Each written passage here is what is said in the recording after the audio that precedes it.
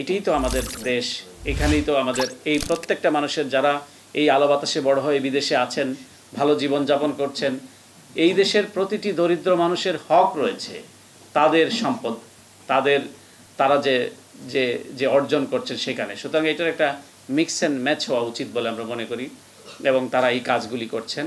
তো আমরা 65 জনকে গতকাল পঙ্গু হাসপাতালে আমরা ঘুরে ঘুরে প্রতিটি বেডে আমরা গিয়েছি এবং তাদের আর্তনাদ শুনেছি। আমরা হয়তো এখানে বসে সুন্দর সুন্দর কথা বলছি, কেউ হয়তো সরকার পরিচালনার ক্ষেত্রে নানা অ্যাডভাইস করছি, কেউ হয়তো কোনো কোনো জায়গায় যাওয়ার জন্য একটা সুপ্ত বাসনা লালন করছি, কেউ কেউ হয়তো কোনো জায়গায় গিয়ে আমরা খুব প্রটোকল নিয়ে খুব ভালোভাবে থাকছি, নানা ধরনের বয়ান দিচ্ছি।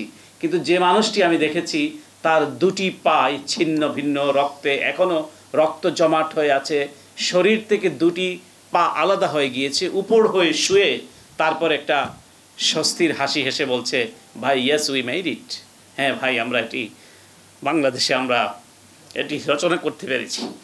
তো এই যে এখনও সে তার দুটি পা বিচ্ছিন্ন শরীর থেকে গুলি, এখনও আপনি চিন্তা করেন কবে এই বিপ্লবটি সাধিত হয়েছে, এখনও সে ওই হাসপাতালে আছে, তারপরও সে স্বস্তির হাসি হাসছে, বিজয়ের হাসি হাসছে।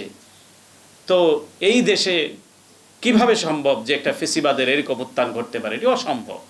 হয়তো একটু সময় লেগেছে, কিন্তু এদেশের মানুষ তাদের রক্ত দিয়ে তাদের সর্বোচ্চ বাজি রেখে এই ফ্যাসিস্টকে পালাতে বাধ্য করেছে।